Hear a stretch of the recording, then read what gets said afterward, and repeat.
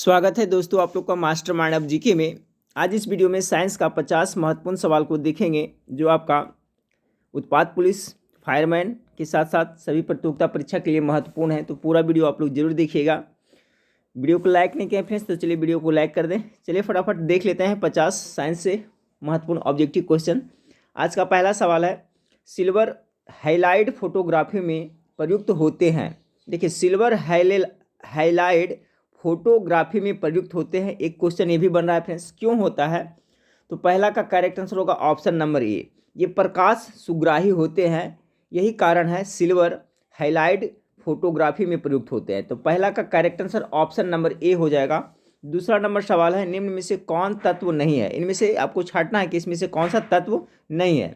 2 number सवाल का जो करेक्ट आंसर होगा friends option number C, 22 carat gold. 22 carat gold तत्व नहीं है। ठीक है फ्रेंड्स, इसमें कुछ अशुद्धता भी मौजूद रहती है, अतः यह क्या हो जाएगा? मिश्रण हो जाएगा। बाकी ये सब तत्व के अंतर्गत आएंगे। तो 2 का correct answer option number C हो जाएगा। ठीक है। तीसरा नंबर सवाल आपका है, टांका धातु जिसे क्या कहते हैं शोल्डर, किसकी मिश्र धातु है? टांका किसका किसका मिश्रण है? बहुत बार हम लोग पढ़ चुके हैं ये फ्रेंड्स। 3 का करेक्ट आंसर क्या होगा? तो देखिए, इसमें आपका लेड और टीन का होता है। तो इसमें देखिए लेड होता है जो आपका 30% होता है फ्रेंड्स, और आपका टीन जो होता है कितना होता है? 70% होता है, 70% होता है। तो इसका करेक्ट आंसर होगा ऑप्शन नंबर बी। देखिए, पहले पूछा जाता था कि आपको टांका है जो किसका मिश्र धातु है, तो लेड और टीन का। आप देखिए प्रतिशत में पूछ रहा था, इंपॉर्टेंट है, याद रखिएगा। इसमें भी देखिए फ्रेंड्स लेड की मात्रा होता है 30% होता है और टीन का कितना? 70% होता है। तो 3 का correct answer option number B हो जाएगा। चौथा नंबर सवाल आपका है, किसी पत्थर को ऊर्ध्वाधर ऊपर की ओर 5 इतना वेग से फेंका जाता है, यदि गति के दौरान पत्थर का नीचे की ओर दिष्ट त्वरण कितना है? 10 मीटर प्रति सेकेंड स्क्वायर है, तो पत्थर द्वारा कितनी ऊंचाई प्राप्त होगी?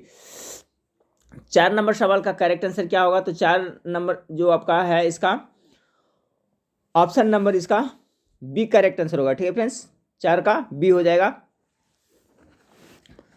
इसका जो 1.25 मीटर होगा 4 नंबर सवाल का। ठीक है फ्रेंड्स, अगला सवाल को देखते हैं। 5 नंबर सवाल आपका है, रबर के वल्कनीकरण में प्रयुक्त सल्फर का प्रतिशत क्या है? तो 5 नंबर सवाल का जो करेक्ट आंसर हो जाएगा आपका, रबर का वल्कनीकरण में जो सल्फर का प्रतिशत होता है वो 5% होता है। तो ऑप्शन नंबर ए 5 का करेक्ट आंसर हो जाएगा। 6ठा नंबर सवाल देखें। 6ठा नंबर सवाल आपका है कि एक मोटर गाड़ी जिसका द्रव्यमान कितना है? 3000 किलोग्राम है, 36 किलोमीटर प्रति घंटे के वेग से चल रहा है। 30 सेकेंड में गाड़ी का वेग घटकर कितना? 27 किलोमीटर प्रति घंटा हो जाता है। गाड़ी पर लग रहा औसत मंदन बल का मान कितना होगा? इसका करेक्ट आंसर आएगा फ्रेंड्स आपका 250 न्यूटन आएगा। 7वां नंबर सवाल देखिए कि 100 मिली इथेन के पूर्ण दहन में आवश्यक ऑक्सीजन का आयतन है। 7 का करेक्ट आंसर हो जाएगा आपका ऑप्शन नंबर ए 350 मिली। 100 मिली इथेन के पूर्ण दहन में आवश्यक ऑक्सीजन का आयतन है, तो इसका करेक्ट आंसर ए हो जाएगा। 8 नंबर, खाना बनाने के बर्तनों में कौन सा पदार्थ नॉन स्टिक के रूप में प्रयुक्त होता है? तो 8 नंबर सवाल का करेक्ट आंसर हो जाएगा ऑप्शन नंबर डी हो जाएगा, पॉलीटेट्राफ्लोरोइथिलीन का प्रयोग होता है। खाना बनाने के बर्तनों में कौन सा पदार्थ नॉन स्टिक के रूप में प्रयुक्त होता है? तो 8 का correct answer option number D हो जाएगा। 9 नंबर सवाल देखिए, आर्लॉन बहुलक का एक लक है। 9 नंबर सवाल देखिए कह रहा है आर्लॉन बहुलक का एक लक है, तो इसका करेक्ट आंसर होगा ऑप्शन नंबर डी हो जाएगा। ठीक है, एक्राइलोनाइट्राइल का ऑप्शन नंबर डी 9 का करेक्ट आंसर हो जाएगा। 10 नंबर सवाल देखिए।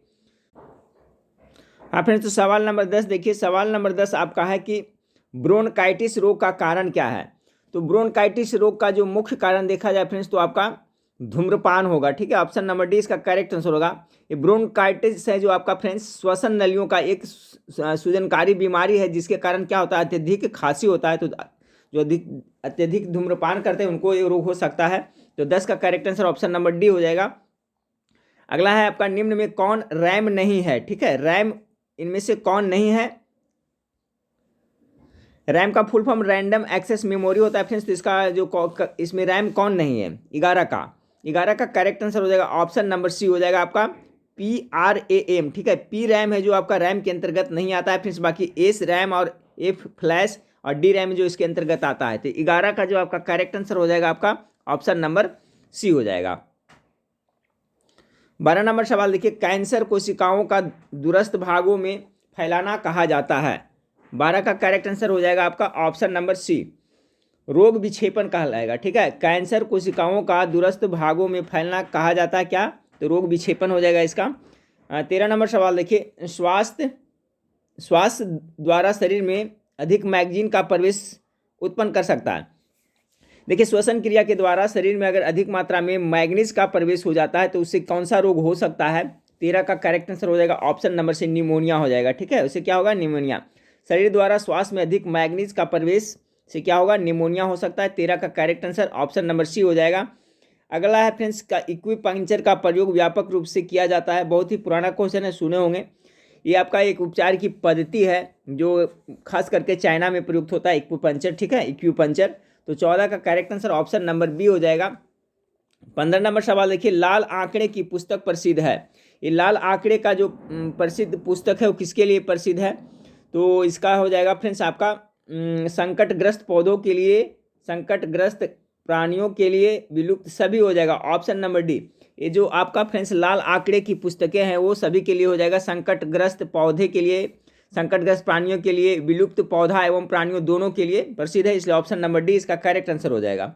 16 नंबर देखिए, सामान्यतः पौधे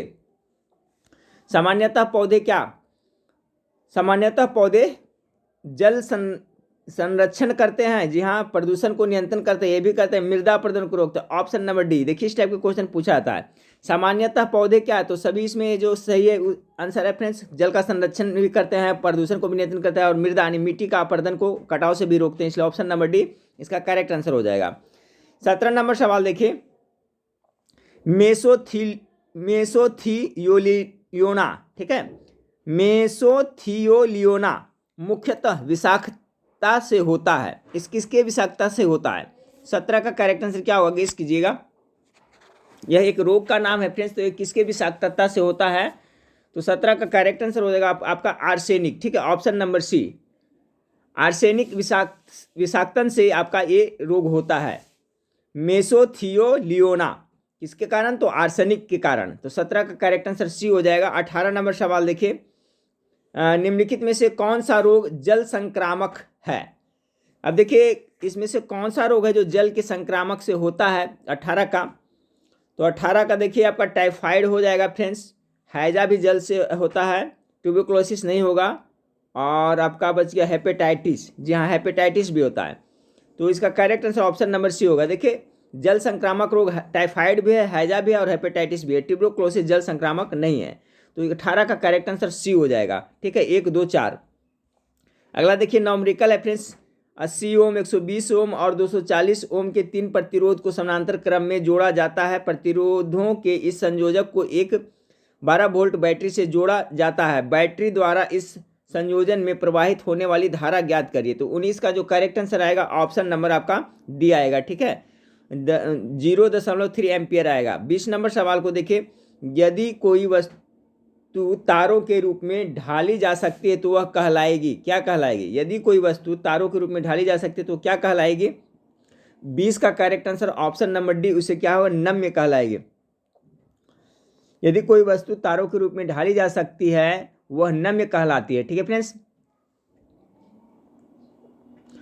तो इसमें देखिए सब प्रकार होता है, जैसे इसको ढाला जा सकता है तो नम्य हो गया फ्रेंड्स, या किसी पदार्थ को पीटकर पतली चादर में परिवर्तन करने, तो उसको क्या कहते हैं हम लोग, आघात वर्धनीयता कहते हैं। ठीक है, नम्यता मतलब क्या होता है, नम या नम्यता मतलब लचीलापन होता है फ्रेंड्स, यानी नम्यता कह सकते हैं, नम लचीलापन। तो लचीलापन उस पदार्थ को कहते हैं जिन्हें बाहरी बदलावों की आवश्यकता के अनुसार ढाला या बदला जा सकता है। तो इस टाइप से क्वेश्चन पूछा गया है, वही कह रहा है इसमें कि यदि कोई वस्तु तारों के रूप में ढाली जा सकती है तो उसे नम्य कहलाएगा फ्रेंड्स। आघात वर्तनीय जैसे पीट कर करके आपको लंबी पतला चादर, तो वो कहलाएगा। 21 नंबर सवाल देखिए, आदर्श गैस में कौन सी ऊर्जा शून्य होती है। चलिए, बहुत अच्छा सवाल। 21 नंबर, आदर्श गैस में कौन सा ऊर्जा शून्य होती है, तो आदर्श गैस में स्थितिज ऊर्जा जो होता है वो शून्य होता है। बहुत इंपॉर्टेंट सवाल, ऑप्शन नंबर ए इसका करेक्ट आंसर हो जाएगा। 21 का ए हो जाएगा। 22 नंबर, व्यक्तिकरण की घटना का कारण क्या होता है, कारण है, तो 22 का जो करेक्ट आंसर हो जाएगा ऑप्शन नंबर ए, फ्रेंड्स आपका व्यक्तिकरण की घटना का कारण है तो कालांतर, ठीक है। इसका सही आंसर क्या हो जाएगा, ऑप्शन नंबर ए हो जाएगा, कालांतर। 23 नंबर सवाल को देखिए। 23 नंबर सवाल है, सबसे जहरीली मछली कौन सी है। 23 का करेक्ट आंसर तो आपका इसमें हो जाएगा फ्रेंड्स, जहरीली मछली है जो पफ्फर मछली है जो फ्रेंड्स सबसे जहरीली मछली है। ये देखिए जापान की पफ्फर मछली है जो एक दुर्लभ मछली है जो बहुत ही जहरीली होती है, जापान में पाई जाती है, ठीक है फ्रेंड्स। तो ऑप्शन नंबर ए 23 का करेक्ट आंसर हो जाएगा। 24 नंबर, एसआई पत्ती में नामात्रक है इसका, तो इसका करेक्ट आंसर हो जाएगा 24 का फ्रेंड्स ऑप्शन नंबर ए हो जाएगा। 25 नंबर सवाल आपका है कि संधारित्रों, ठीक है, संधारित्रों के श्रेणीबद्ध संयोजन में जो राशि प्रत्येक संधारित्र के लिए समान रहती है वह है। तो 25 नंबर सवाल का जो करेक्ट आंसर होगा फ्रेंड्स ऑप्शन नंबर ए हो जाएगा, आवेश, ठीक है। संधारित्रों के श्रेणीबद्ध संयोजन में जो राशि प्रत्येक संधारित्र, ठीक है, संधारित्र के लिए समान रहती है वह है तो आवेश, ऑप्शन नंबर ए इसका करेक्ट आंसर होगा, ठीक है फ्रेंड्स। तो 25 प्रश्न अभी हम लोग ने देखा साइंस से, 25 प्रश्न पुनः देख लेते हैं फ्रेंड्स, तो आपका 50 प्रश्न टोटल हो जाएगा। चलिए तो शुरू से देखते हैं फिर से 1 से। रेशम का कीड़ा अपने जीवन चक्र के किस चरण में वाणिज्यिक तंतु पैदा करता है। ये सवाल बहुत बार आपको प्रैक्टिस सेट में देखने को मिला होगा। तो सवाल नंबर आपका एक का गेस करते चलिए इसका करेक्ट आंसर क्या होगा। तो पहला का जो करेक्ट आंसर हो जाएगा friends option number C, pupa, ठीक है, ज़्यादातर ही रहेगा, इसको हिंदी में क्या कहते हैं, कोशित। तो रेशम का कीड़ा अपने जीवन चक्र के किस चरण में वाणिज्यिक तंतु पैदा करता है, तो प्यूपा अवस्था में रहता है या कोशित अवस्था में फ्रेंड्स। इस करेक्ट आंसर पहला का सी हो जाएगा। दूसरा नंबर सवाल आपका है कि एथिलीन एक अणु है, एथिलीन एक अणु कैसा है, तो ये आपका अध्रुवीय हो जाएगा, ऑप्शन नंबर डी, एथिलीन एक अध्रुवीय अणु है। तीसरा नंबर सवाल, उन अभिक्रियाओं को क्या कहा जाता है जिनमें उत्पादों के साथ साथ उष्मा भी उत्पन्न होती है। ये बहुत इंपॉर्टेंट सवाल है 3 का, तो 3 का करेक्ट होगा, उसको क्या कहेंगे, उष्मा क्षेपीय अभिक्रिया कहेंगे। उन अभिक्रियाओं को क्या कहा जाता है जिसमें उत्पादक के साथ साथ उष्मा भी उत्पन्न होता है, तो उष्मा क्षेपीय अभिक्रिया हो जाएगा, ऑप्शन नंबर 3 का सी करेक्ट आंसर हो जाएगा। चौथा नंबर सवाल देखें, चौथा नंबर सवाल आपका है फ्रेंड्स कि आपका आर्कियोप्टेरिक्स किन वर्ग के प्राणियों के बीच योजक कड़ी है, ठीक है फ्रेंड्स। देखिए क्या प्रोनाउंसिएशन में शुरू से थोड़ा सा मुझे प्रॉब्लम होता है फ्रेंड्स, आप लोग समझ जाते होंगे, ठीक है। तो 4 नंबर सवाल आपका है कि आर्कियोप्टेरिक्स किन वर्ग के प्राणियों के बीच की योजक कड़ी है। 4 का करेक्ट आंसर हो जाएगा फ्रेंड्स ऑप्शन नंबर ए, ये आपका सरीसृप एवं पक्षी श्रेणी के हो जाएगा। तो 4 का करेक्ट आंसर ऑप्शन नंबर ए हो जाएगा। 5वां नंबर सवाल देखिए, निम्न में से अधिकतम द्रव्यमान किसका है। इसमें सबसे ज़्यादा द्रव्यमान किसका है पूछा जा रहा है, तो सबसे किसका हो जाएगा, इलेक्ट्रॉन, प्रोटॉन, न्यूट्रॉन या हाइड्रोजन न्यूक्लियस का। तो देखिए इसमें सबसे अधिक हो जाएगा फ्रेंड्स आपका हाइड्रोजन न्यूक्लियस का हो जाएगा, हाइड्रोजन न्यूक्लियस का द्रव्यमान अधिकतम है, ठीक है। विकल्प में जो दिया हुआ फ्रेंड्स उसमें हिसाब से सबसे अधिक इसका हो जाएगा। चलिए 6ठा नंबर सवाल को देखिए। 6ठा नंबर सवाल आपका है कि प्रकाश एक अनुप्रस्थ तरंग है। देखिए क्वेश्चन पूछा जाता है, ध्वनि जो अनुदैर्घ्य तरंग है फ्रेंड्स, ठीक है, एक क्वेश्चन सिंपल पूछा जाता है, प्रकाश कैसा है, तो अनुप्रस्थ तरंग है, ठीक है, यहाँ पर ही आंसर है उसका। तो कह रहा है प्रकाश एक अनुप्रस्थ तरंग है, साबित करती हुई एकमात्र घटना कौन सी है। जी हाँ, देखिए क्वेश्चन थोड़ा सा है, याद रखेंगे, प्रकाश है जो कैसा है, तो एक अनुप्रस्थ तरंग है, और बताया मैंने ध्वनि कैसा है, तो अनुदैर्घ्य तरंग है। तो जैसे कि प्रकाश एक अनुप्रस्थ तरंग है फ्रेंड्स, तो कौन सी घटना से साबित होती है कि प्रकाश है जो अनुप्रस्थ तरंग है। तो 6 का करेक्ट आंसर हो जाए ध्रुवीकरण से, बहुत इंपॉर्टेंट सवाल है, ध्रुवीकरण की घटना से पता चलता है कि प्रकाश से जो एक अनुप्रस्थ तरंग है। 7वां नंबर सवाल देखिए, एक कंप्यूटर के शुरू होने और रैम में ऑपरेटिंग सिस्टम के जरूरी हिस्से लोड करने की प्रक्रिया को क्या कहते हैं। 7 का जो आपका करेक्ट आंसर हो जाएगा ऑप्शन नंबर आपका सी, बूटिंग उसे कहेंगे, ठीक है। 7 नंबर सवाल, एक कंप्यूटर के शुरू होने और रैम में ऑपरेटिंग सिस्टम के जरूरी हिस्से लोड करने की प्रक्रिया को क्या कहते हैं, तो उसे बूटिंग कहते हैं। 7 का correct answer option number C हो जाएगा। 8 नंबर सवाल देखें, लैंगिक जनन से आनुवंशिक विचरण कैसे होता है। 8 का, लैंगिक जनन से आनुवंशिक विचरण कैसे होता है। 7 का सी, 8 का क्या होगा फ्रेंड्स, गेस कीजिए। तो 8 नंबर सवाल का हो जाएगा क्रोमोसोम में बदलाव, जीन के सम्मिश्रण, जीन के सभी हो जाएगा, ऑप्शन नंबर डी इसका करेक्ट आंसर होगा। देखिए लैंगिक जनन में आनुवंशिक विचरण कैसे होता है, तो क्रोमोसोम में बदलाव से भी होता है, जीन के सम्मिश्रण से भी होता है, जीन के मिश्रण से भी होता है, ऑप्शन नंबर डी इसका करेक्ट आंसर होगा। 9 नंबर सवाल को देखिए फ्रेंड्स, जीवन के उत्पत्ति के समय पृथ्वी का वातावरण था, 9 का करेक्ट आंसर क्या होगा? जीवन के उत्पत्ति के समय पृथ्वी का वातावरण था। तो 9 का जो करेक्ट आंसर होगा फ्रेंड्स अपचायक। ऑप्शन नंबर ए इसका करेक्ट आंसर हो जाएगा। जीवन के उत्पत्ति के समय पृथ्वी का वातावरण कैसा था? तो अपचायक इसका करेक्ट आंसर हो जाएगा। ठीक है। 10 नंबर, यदि प्रकाश की तरंगे इतना है तथा प्रकीर्णन प्रकाश की तीव्रता इतना है तो क्या होगा? तो 10 नंबर सवाल का जो आपका करेक्ट आंसर हो जाएगा फ्रेंड्स ऑप्शन नंबर डी हो जाएगा। ठीक है, ऑप्शन नंबर डी इसका करेक्ट आंसर हो जाएगा। अगला सवाल है बाइफोकल लेंस का आविष्कार किसने किया था? बाइफोकल लेंस का आविष्कार किसने किया था? गेस कीजिए 11 नंबर सवाल का। 11 का जो करेक्ट आंसर हो जाएगा फ्रेंड्स बेंजामिन फ्रैंकलिन ने। ठीक है, बाइफोकल लेंस का आविष्कार किसने किया था? तो बेंजामिन फ्रैंकलिन ने किया था फ्रेंड्स। इसका करेक्ट आंसर हो जाएगा आपका ऑप्शन नंबर बी हो जाएगा। बाइफोकल लेंस का आविष्कारक तो ऑप्शन नंबर बी हो जाएगा। 12 नंबर, 4 डायोप्टर क्षमता का अभिसारी लेंस एक सरल सूक्ष्मदर्शी के समान इस्तेमाल किया जाए तो इसकी आवर्धन क्षमता कितनी होगी? 12 नंबर सवाल का करेक्ट आंसर आएगा आपका ऑप्शन नंबर बी। ठीक है, कितना? 2 डायोप्टर होगी। ठीक है, 4 डायोप्टर क्षमता का अभिसारी लेंस एक सरल सूक्ष्मदर्शी के समान इस्तेमाल किया जाए तो इसकी आवर्धन क्षमता कितनी होगी फ्रेंड्स? तो आपका ऑप्शन नंबर बी इसका करेक्ट आंसर हो जाएगा 2। 13 नंबर है फ्रेंड्स कि इलेक्ट्रॉन पर आवेश होता है। तो चलिए इलेक्ट्रॉन पर आवेश कितना होता है 13 का गेस कीजिएगा। तो इलेक्ट्रॉन पर जो आवेश होता है फ्रेंड्स इसका option number B correct answer हो जाएगा 1.6 इंटू 10⁻⁻19 कूलम। तो ऑप्शन नंबर बी इसका करेक्ट आंसर होगा। अगला सवाल आपका सुमेलित करने का है। सूची इधर दिया हुआ है फ्रेंड्स, इधर दिया हुआ है। एक साइड में आपका रोग का नाम दिया हुआ है फ्रेंड्स, दूसरा साइड में आपको किससे होता है इसके कारण दिया है। ठीक है, तो 14 नंबर सवाल का देखिए बजला भी है जो एक प्रकार का क्या है फ्रेंड्स आपका रोग का ही नाम है। ये बजला होता है जो राइनो विषाणु के द्वारा होता है। तो एक का क्या हो जाएगा? 2 हो जाएगा। ठीक है फ्रेंड्स, एक का 2 किस किस में चल रहा है? ए में चल रहा है और बी में चल रहा है। ठीक है, तो इसका हो गया फ्रेंड्स आपका बजला हो गया राइनो विषाणु से। उसके बाद में खाद्य विषाक्तता। ठीक है, खाद्य विषाक्तता है जो आपका हो जाएगा इसके कारण होता है। ठीक है, क्लास्ट्रीडियम बोट्यूलिनम के कारण। ठीक है, तो बी का हो जाएगा 4। तो बी का 4 किस में आ रहा है? इसमें आ रहा है। उसके बाद में कुकुर खांसी। कुकुर खांसी किससे होता है फ्रेंड्स? तो आपका हीमोफिलिस जीटीसिस से होता है ये। यानी कि इसका डी का क्या आ रहा है? सी का आ रहा है फ्रेंड्स का 1 आ रहा है। तो सी का 1 देखिए किस में आ रहा है? इसमें आ रहा है। ऑप्शन नंबर ए इसका करेक्ट आंसर होगा। बच गया फ्रेंड्स सेप्टिक सोर थ्रोट। इसका हो जाएगा ऑप्शन नंबर 3 वाला हो जाएगा। ठीक है, तो ये आपका था सुमिलित करना। तो ऑप्शन नंबर 14 का ए इसका करेक्ट आंसर हो जाएगा। 15 नंबर सवाल देखिए। 15 नंबर सवाल है फ्रेंड्स आपका कि किसी विद्युत क्षेत्र में चालक को रखने पर उसके अंदर विद्युत क्षेत्र का मान क्या होता है? 15 नंबर सवाल का करेक्ट आंसर होगा 0 हो जाता है। ठीक है, किसी विद्युत क्षेत्र में चालक को रखने पर उसके अंदर विद्युत क्षेत्र का मान क्या हो जाता है? तो 0 हो जाता है। 16 नंबर सवाल देखिए किसी रेडियो सक्रिय पदार्थ के 50% विखंडन में 1600 वर्ष लगता है। इसके 100% विखंडन में कितना समय लगेगा? 16 नंबर सवाल का। तो 16 का जो करेक्ट आंसर हो जाएगा फ्रेंड्स आपका ऑप्शन नंबर आपका डी हो जाएगा। ठीक है, कोई इसका मतलब कि अथी नहीं है, सीमा लिमिटेशन नहीं, इन्फिनिट हो जाएगा फ्रेंड्स। ठीक है, अनंत हो जाएगा।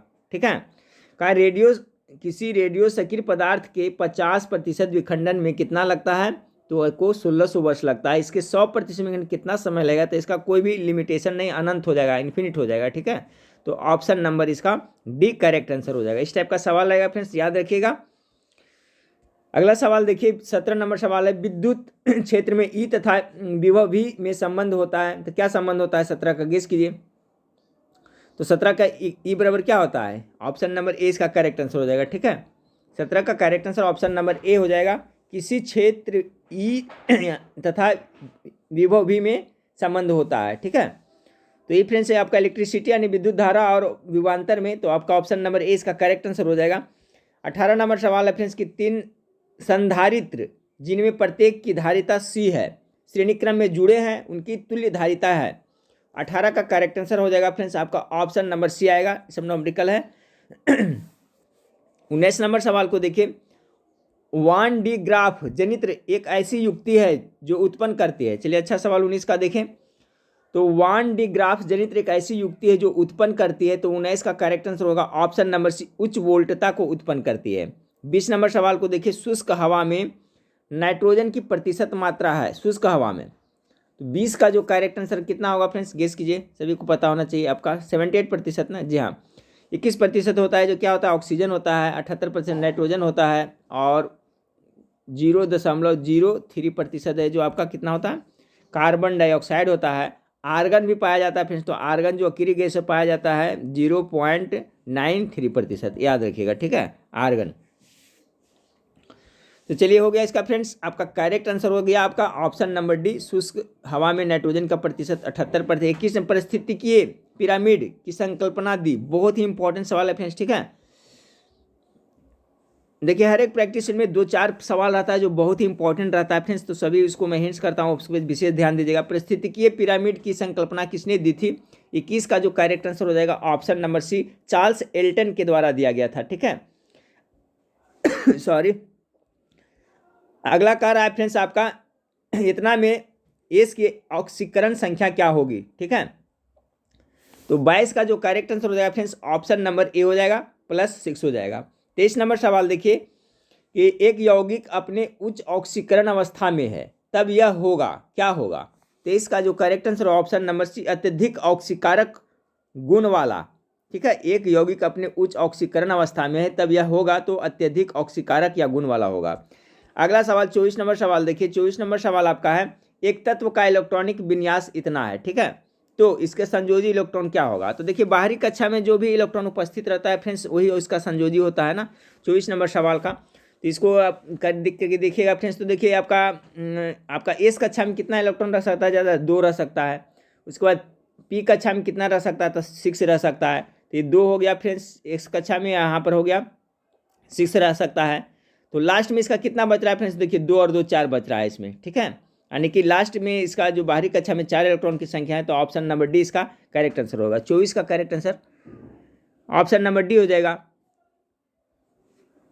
एक तत्व का इलेक्ट्रॉनिक विन्यास इतना है तो इसमें संयोजी इलेक्ट्रॉन कितना हो जाएगा? तो ऑप्शन नंबर डी इसका करेक्ट आंसर हो जाएगा। 24 का करेक्ट आंसर डी हो जाएगा। 25 नंबर सवाल देखिए फ्रेंड्स कि एस कक्षक की आकृति है, एस कक्षक की आकृति क्या होगी? तो 25 का जो करेक्ट आंसर होगा फ्रेंड्स गोलाकार, ऑप्शन नंबर बी इसका करेक्ट आंसर होगा। एक तत्व का इलेक्ट्रॉनिक विन्यास इतना है तो इसका संयोजी इलेक्ट्रॉन हो गया था आपका 4 फ्रेंड्स, और एक एस कक्षक की आकृति कैसा होता है? तो गोलाकार होता है। 25 का करेक्ट आंसर ऑप्शन नंबर आपका बी हो जाएगा, ठीक फ्रेंड्स। तो देखिए साइंस का 50 प्रश्न अभी हम लोग देखे फ्रेंड्स, नेक्स्ट वीडियो में फिर मिलते हैं। देखने के लिए थैंक यू, धन्यवाद।